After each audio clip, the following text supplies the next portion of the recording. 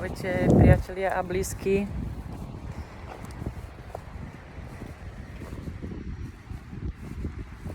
Prišlo mi nahrať takéto kratučké videjko, čo beží v hlave a čo skutočne sa deje v tele. Sú akoby dva rôzne svety. Kedysi som si myslela, mala som to tak, že to, čo si myslím, to som ja. A jednoducho som to nejak nevnímala, že myšlienky nepatria mne, vznikajú, prichádzajú, odchádzajú. Ale čo skutočne cítim v tele, vo svojom fyzickom, čo prežívam, tak to je úplne niečo iné.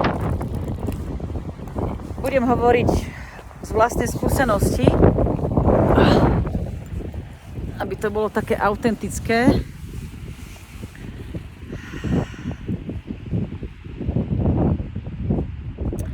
Ja som sa vlastne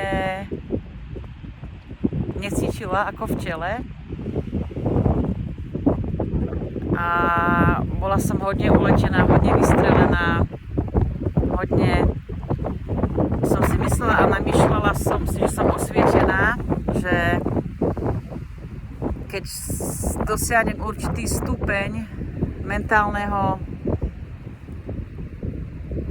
ako by som to povedala, mentálnych schopností, alebo keď zvládnem mentál, že budem si myslieť, alebo budem mať načítané, naštudované v odzovkách o živote, tak to je ono.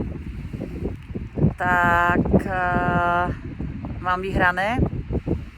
No ale život mi to krásne ukázal, že veľa vrstiev v tele sa odkrýva v tých rôznych témach, ktorými život vlastne dával, ukazoval, podsúval, že som nemala zvládnuté a uchopené veľa toho a mala som voči tomu odpor, alebo som to nechcela vidieť. Nejak som to hádzala za hlavu.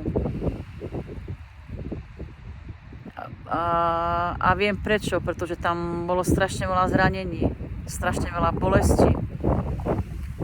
A vlastne chce to odvahu to prijať a pozrieť sa do tých hlboch, pozrieť sa do tých tieňov, do tých temnôt, ktoré máme všetci a nejak sa cez to presekať, ako keď sa ide s mačetou cez džunglu.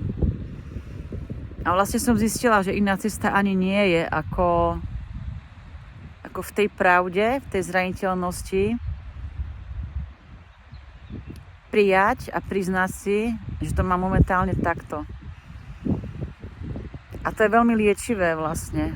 To je veľmi liečivé, keď som si priznala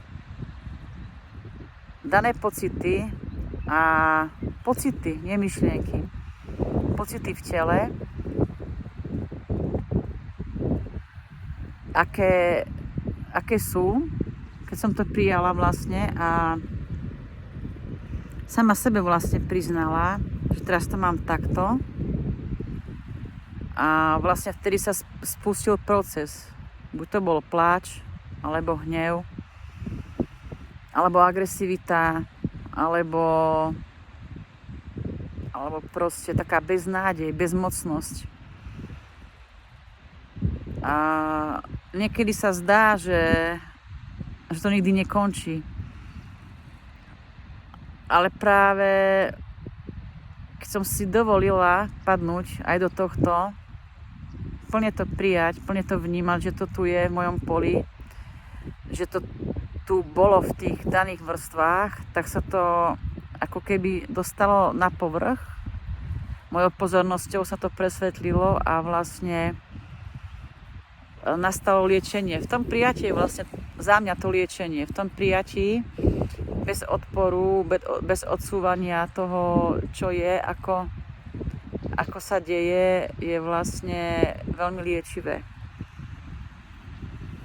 A hodne mi vlastne vtedy pomáhal dých, hej. Aj teraz vnímam ten dých ako veľmi dôležitý. Hlboký nádych a hlboký výdych. Wow, tak to je sila.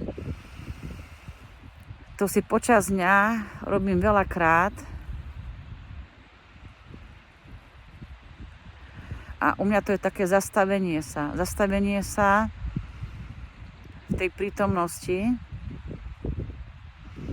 A vtedy sa mi ako keby rozšíri ten priestor a je to určitý presah, ktorý prichádza v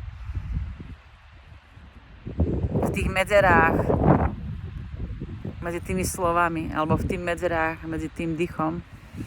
Takže chcela som vám vlastne toto pozdieľať, že myslieť si niečo a mať niečo naučené, načítané, naštudované, za mňa nie je múdrosť bytia, pravdivosť, autenticita, lebo v tom tele to môže fungovať úplne inak.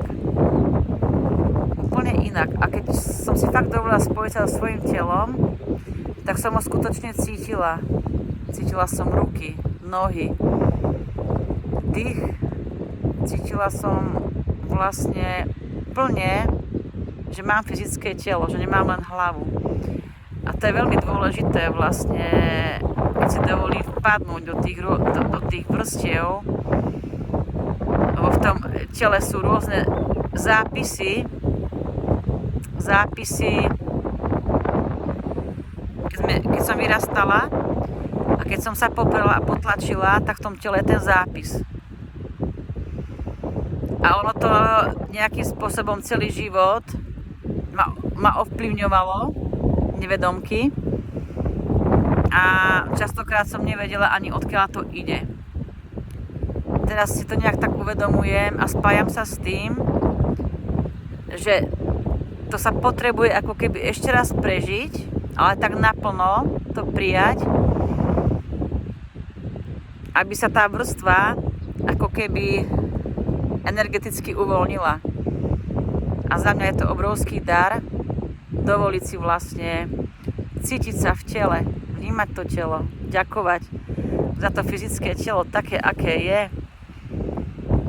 Pretože ja som ho veľakrát aj popierala, potláčala, ako nevidela. Nemala som k nemu žiadny vzťah.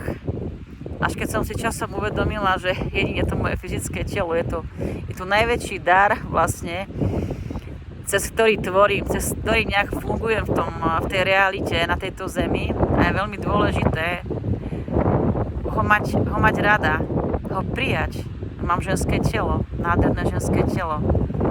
A som žena vlastne. To si uvedomiť. A ďakovať vlastne za tento dar, pretože tá duša to takto vybrala.